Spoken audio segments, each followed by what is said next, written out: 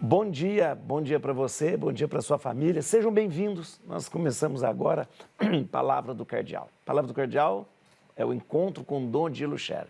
Cardeal Arcebispo de São Paulo. Toda semana o Dom Odilo está aqui nos ajudando a caminhar, colocando nossos pés nas pegadas de Jesus, para que a gente possa ser discípulo e missionário ao mesmo tempo. Olha aí. Bom dia, Dom Odilo.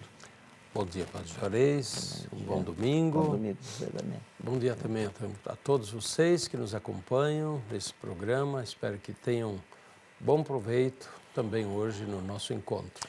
10º domingo do tempo comum, nós estamos vivendo o 10º domingo do tempo comum e o evangelho de hoje é Marcos, capítulo 3, versículo 20 a 35. Marcos, capítulo 3, versículo 20 a 35. Satanás será destruído, né?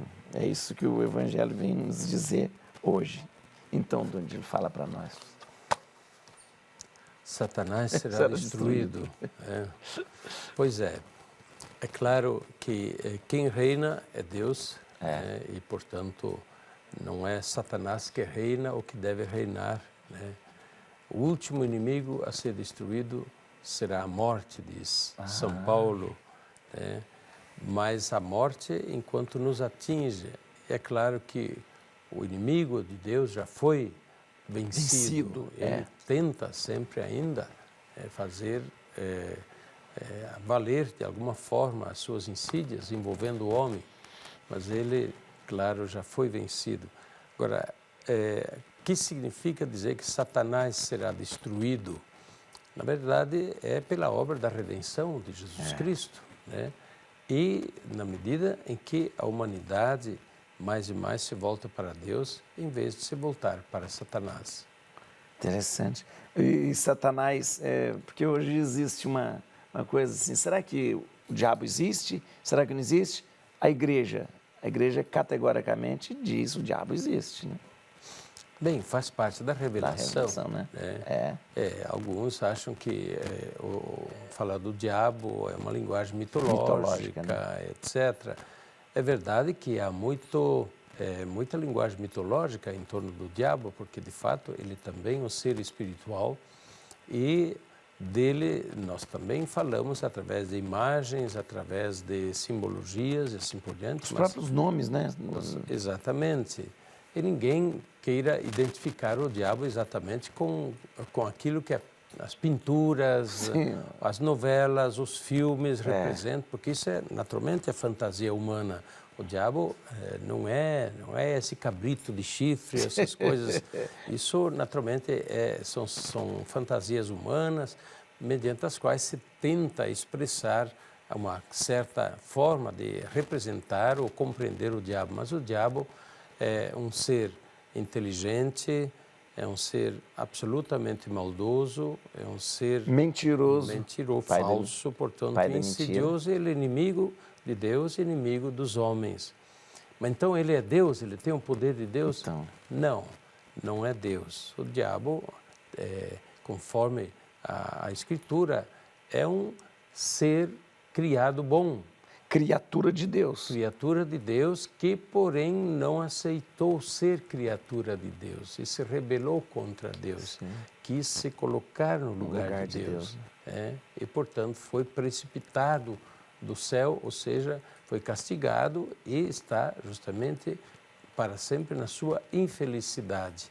E com ele, os anjos maus que também aderiram a ele na sua revolta contra Deus. O diabo, então, não é mito, o diabo é verdade.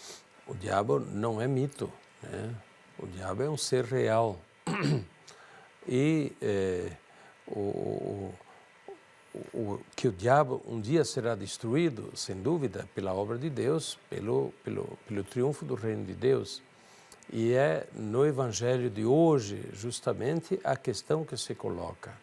Jesus faz sinais, milagres, expulsa demônios, e aí os inimigos de Jesus dizem, ele faz isso pelo poder do chefe dos demônios. Porque ele está ligado. Né? Dizendo que o próprio Jesus, então, tinha também um demônio. Mas Jesus diz, como assim? Se o demônio está dividido contra si mesmo, então ele está sendo derrotado. Todo reino dividido contra si mesmo será destruído. Então, isso é sinal de que o reino de Deus já chegou a vós, que o diabo está sendo destruído, está criando confusão no reino do diabo, porque o reino de Deus chegou.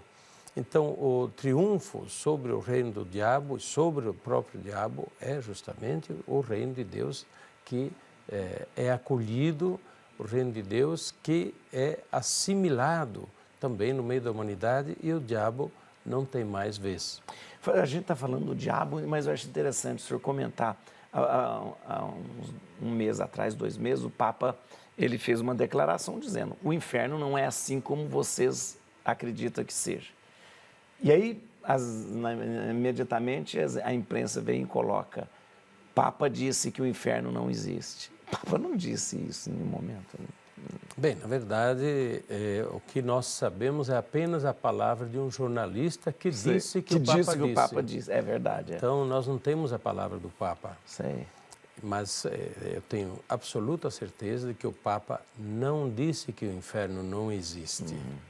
Isso o Papa não disse porque é convicção da fé da Igreja. Justamente. Agora, que o inferno seja um caldeirão de fogo, ou que o inferno esteja cheio de diabo lá com garfo espetando, né, os condenados. Isso é fantasia, naturalmente, dos poetas, dos escritores, dos novelistas, dos que fazem filmes. Isso.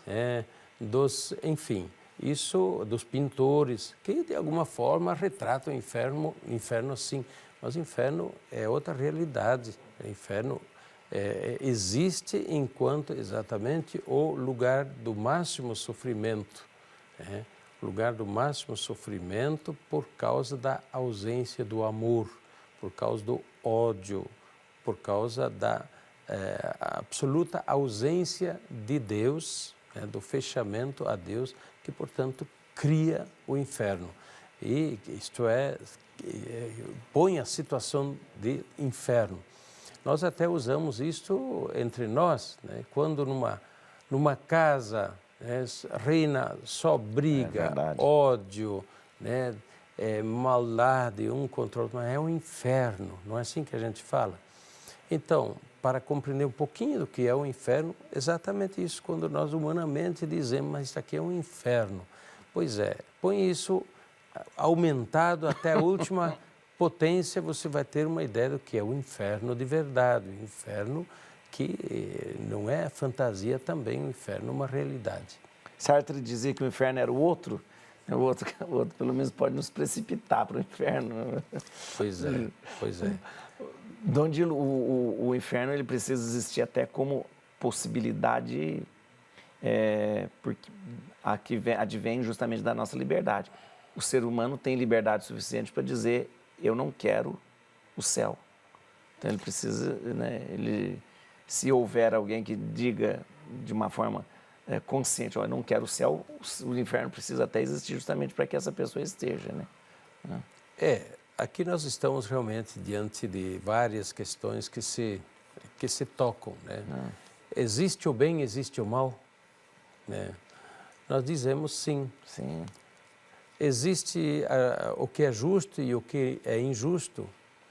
Acho que sim. A gente percebe. Todos percebemos. Existe a necessidade de justiça? Existe, né? Nós temos sede de justiça e quem é injustiçado clama por justiça.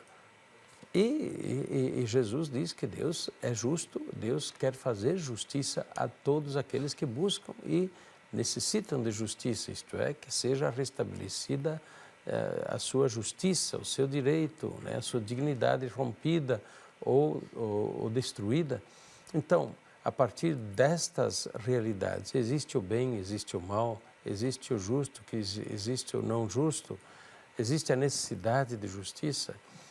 Nós temos que ir às consequências, que no final das contas, a exigência de prêmio e castigo é uma exigência natural também, porque se isto não existisse, a vida seria absolutamente absurda. E também a prática do bem seria absurda, Por que alguém deveria se esforçar para praticar o bem se o bem e o mal se equivalem e, no fim, dá tudo na mesma? É a mesma coisa, né? Olha, gente, um assunto bem filosófico, né? E, deixa eu dizer uma coisa. Dona Dila, eu queria que o senhor comentasse. A gente vai celebrar essa semana Santo Antônio. A gente já está quase no finalzinho do programa. E Santo Antônio, eu gosto de ver mais Santo Antônio como Santo Antônio dos pobres do que o Santo Antônio do casamenteiro. Né? Santo Antônio é um homem muito voltado para o pobre, né? Para alimentar o pobre. A gente lembra do pãozinho de Santo Antônio justamente por causa da caridade de Santo Antônio, né? Santo Antônio de Pádua, Santo Antônio de Lisboa, é mesmo Santo Antônio. Santo Antônio, muito querido do povo. Bem, Santo Antônio dos namorados, por que não? Claro, podem também invocar Santo Antônio que ajude a arrumar a pessoa certa para você casar, por que não? E Santo Antônio tem uma bênção para isso também. Mas é claro que não é mágico, né? Você não vai cobrar de Santo Antônio se você não consegue arrumar namorado. Você tem que fazer a sua parte, né? Por outro lado, Santo Antônio dos pobres, é claro, homem de grande caridade. O pãozinho de Santo Antônio que se abençoa e se distribui é sinal justamente do pão partido, da caridade, né, em relação aos pobres. Esse pãozinho, viu, Padre Juarez, tem pessoas que levam para casa e guardam... Sim. No armário. Eu guardo no armário. Eu guardo. Como se fosse uma espécie de amuleto para que dê sorte, que não falte pão ao longo do ano. Não, eu guardo para toda vez que eu olhar o pão, lembrar. O pobre não pode ficar sem pão. Essa seria uma boa coisa, né, para a gente lembrar de repartir o pão com os outros. Porém, quero dizer que o pãozinho de Santo Antônio não é amuleto, não deve ser guardado simplesmente como uma espécie de objeto para dar sorte. Não, não. Esse pão deve ser repartido mesmo. Não deve ser guardado. O pão é para ser partilhado. Porém, Santo Antônio deve ser lembrado também como pregador, como evangelizador. Santo Antônio, grande pregador. É um grande homem dedicado à pregação do evangelho, das missões populares. Um homem místico, de grande espiritualidade. Que tinha uma grande intimidade com Deus. O menino Jesus no colo de Santo Antônio representa justamente essa amizade que ele tinha com Deus e com Jesus, portanto, essa proximidade, essa intimidade com Deus que todos nós devemos buscar. Então, a santidade é isso, né? A intimidade com Deus, o amor ao próximo e, portanto, os santos são pessoas que fazem tanto bem. Vamos terminando, então, com a bênção, então. Pois não. Que Deus abençoe a todos e nessa semana, tantos momentos bonitos que nós celebramos dentro do mês de junho. Santo Antônio acompanhe e interceda por todos os casais, os namorados, que se preparem bem para o casamento, os jovens que estão pensando e procurem se encontrar para justamente fazer as escolhas acertadas, formar um belo casal, formar uma família. Que Deus abençoe todos os pobres através de Santo Antônio, faça com que muitos abram o coração aos pobres.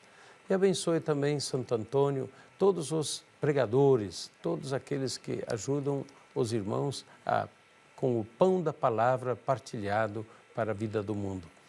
A bênção de Deus Todo-Poderoso, Pai, Filho e Espírito Santo, desça sobre vós e permaneça para sempre. Amém.